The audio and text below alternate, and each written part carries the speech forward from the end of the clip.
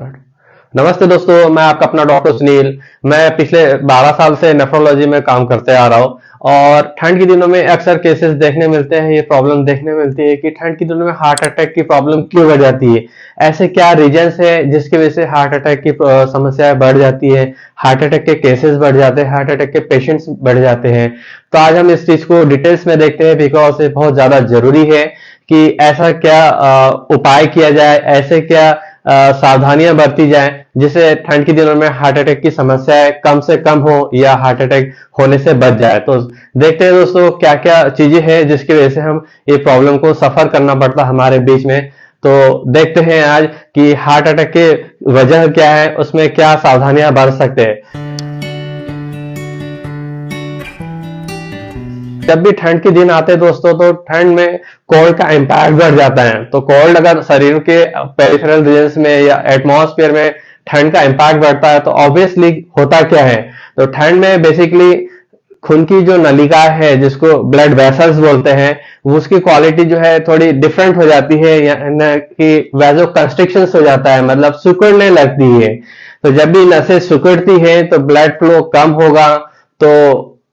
कम होगा तो clotting tendency बढ़ने की प्रवृत्ति बढ़ जाती है। खास करके जिनको डिसीज है, लंबे समय से डायबिटीज या ब्लड प्रेशर से, जिसको कोमार्बिडिटी डिसीज बोलते हैं, उन लोगों में ये इम्पैक्ट ज्यादा देखने को मिलते हैं। जो ओल्ड एज लोग हैं जिनकी एज 50-60 प्लस हो चुकी है, उनमें ये चेंजेस जल्दी से देखने मिलते हैं। तो एक पहला कारण ये हुआ कि कोल्ड इम्पैक्ट जो है ब्लड वेसल्स को वैसो कंस्ट्रिक्ट कर देता है, सिकुड़ देती है। इसके अलावा ब्लड की जो क्वालिटी होती है, जो ब्लड पतला होता है, उसकी विस्कोसिटी थोड़ी बढ़ जाती है, थिकनेस बढ़ जाती है। तो एक कारण ये भी है कि ब्लड की थिकनेस बढ़ने की वजह से क्लॉटिंग टेंडेंसी बढ़ जाती है। तो पहला पॉइंट अपना यह हुआ कि वैसो कंस्ट्रिक्ट हो जाती है, ब्लड की जो क्वालिटी है, विस्कोसिटी, वो चेंज हो जाती है, थोड़ी थिकनेस की ओर हो जाती है। सेकेंड पॉइंट ये आता है कि सेल्फ हिस्ट्री या अपनी मेडिकल हिस्ट्री हो। अगर हमें पहले कभी कार्डियक अरेस्ट हुए हैं या हमारे फैमिली में किसी को कार्डियक हिस्ट्री है, तो उसमें भी चांसेस बढ़ जाते हैं कि कार्डियक अरेस्ट होने की पॉसिबिलिटी बढ़ जाती है। तो वो हिस्ट्री के हिसाब से भी हमें मेडिकली चेकअप करवाते रहना चाहिए कि हमारे ब्लड में थिकनेस कैसी है, हमारे खून की नलिका सिकुड़ तो नहीं रही है।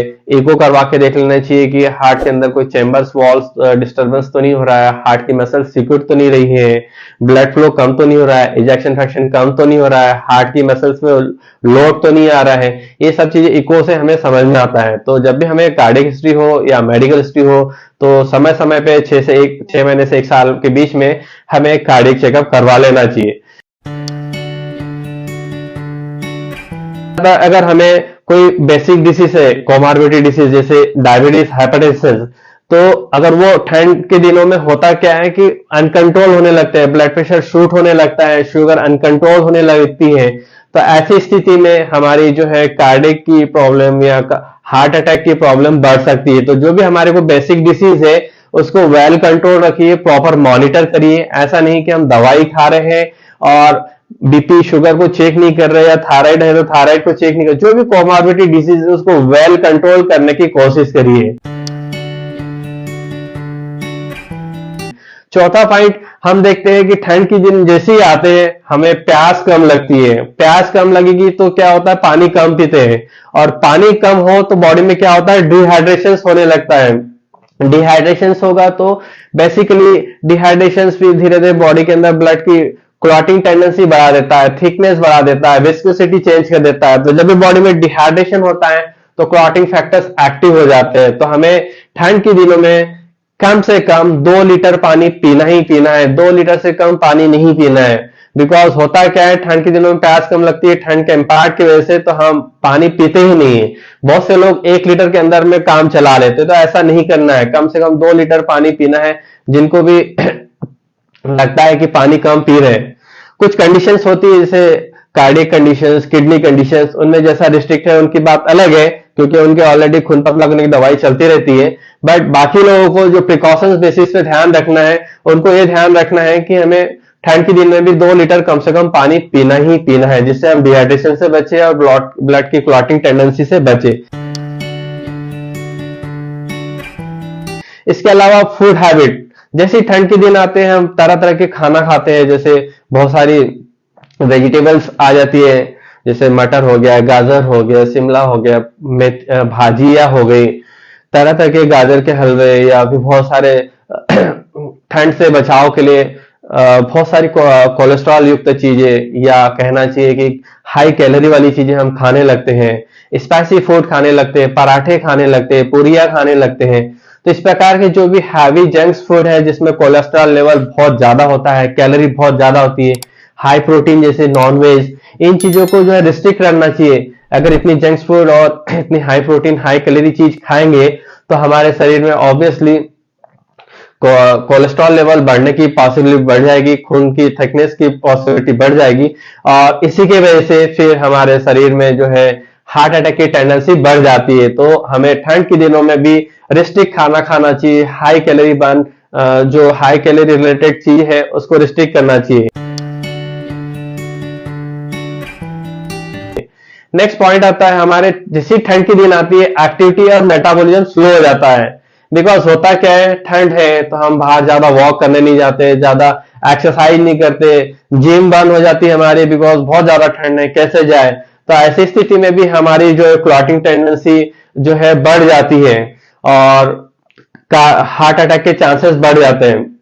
ठंड के दिनों में शुगर और सॉल्ट की मात्रा बढ़ने लगती है शरीर में, बिकॉज होता क्या है, इतने सारे जो ठंड के दिनों में विभिन्न प्रकार के व्यंजन है, स्पाइसी फूड्स है, या पराठे और बहुत सारी चीजें जो ठंड के दिनों में ज्यादा यूज करते हैं लोग, उससे धीरे धीरे नमक की मात्रा मतलब सोडियम की मात्रा शरीर में बढ़ने लगती है, जिससे बीपी अनकंट्रोल होने लगता है।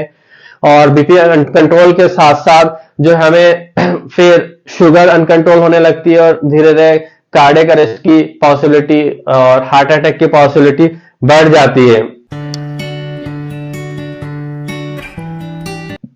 इसके अलावा जिनको भी मेडिसिन चल रही है, चाहे वो डायबिटीज की मेडिसिन हो, ब्लड प्रेशर की मेडिसिन हो, या हार्ट की मेडिसिन हो, या जिनकी हार्ट की सर्जरी हो चुकी है, जैसे एंजियोप्लास्टी हो चुकी है, बाईपास हो चुका है, वो लोग अपनी दवाइयां टाइम पे ले, दवाई का स्केड्यूल मिस ना करे, खून पतला करने की दवाई ना रोके। ये बहुत ही ज्यादा इंपॉर्टेंट चीज है, क्योंकि ठंड के दिनों में अगर आप खून पतला करने की दवाई मतलब हार्ट की दवाई रोकते हैं तो उससे हार्ट अटैक की पॉसिबिलिटी बहुत ज्यादा बढ़ जाती है, और अगर ऐसी कंडीशंस बढ़ती है तो फिर हमें जो है कार्डियक अरेस्ट और हार्ट अटैक की पॉसिबिलिटी बढ़ जाती है। तो दोस्तों इन सब चीजों को अगर ध्यान रखते हैं तो हमारी जो है हार्ट अटैक की पॉसिबिलिटी कम हो जाती है। इसके अलावा और क्या प्रिवेंशन रखें जिससे हम देखें कि हमारे शरीर में जो है खून की जो थिकनेस की पॉसिबिलिटी बढ़ जाती है वो कम हो, वैसोकंस्ट्रिक्शन की पॉसिबिलिटी कम हो, हार्ट अटैक की पॉसिबिलिटी कम हो। तो ठंड के दिनों में जहां पर भी आप रहते हैं, जिस बेडरूम में रहते हैं, वहां अगर ठंड ज्यादा लगती है तो उस एरिया को गर्म करने की व्यवस्था करें, चाहे वो आग अलाव जला के या हीटर जला के, या जैसे भी टेम्परेचर मेंटेन कर सकते हैं वो करने की कोशिश करें। ठंड के दिनों में गर्म कपड़े ज्यादा से ज्यादा पहनने की कोशिश करें, जिससे ठंड का एक्सपोजर कम हो, बिकॉज हमें ठंड के एक्सपोजर से बचना जरूरी है। थर्ड चीज होती है कि आप जो बेसिक डिसीज है उसको प्रॉपर कंट्रोल करें, मेडिसिन प्रॉपर टाइम पे खाएं, खाने में एकदम हैवी डाइट जिसमें heavy cholesterol, high calorie, high sugar या हाई सोडियम वाली चीजें अवॉइड करने की कोशिश करें। दोस्तों अगर ये सब चीजें आप अगर मेंटेन करते हैं तो मुझे नहीं लगता है कि हार्ट अटैक की पॉसिबिलिटी बनी रहेगी। तो यही हमारा आज का संदेश है कि हम हार्ट अटैक से कैसे बचे ठंड के दिनों में। धन्यवाद।